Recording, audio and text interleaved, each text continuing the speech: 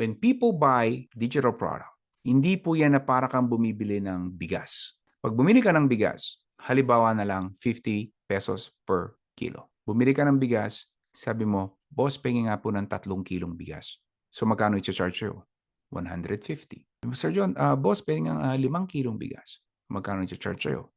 250. When people buy digital product, hindi ho sila tumitingin like how long or like ilang pages ba yan? 500 pages, uy, tama lang na 500. That's not how they think. That's not how they behave.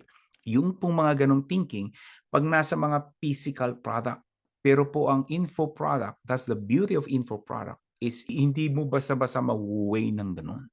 But if you know how to market, define the pain, well, first, of course, pick the target market, define the pain that they have, offer them a solution.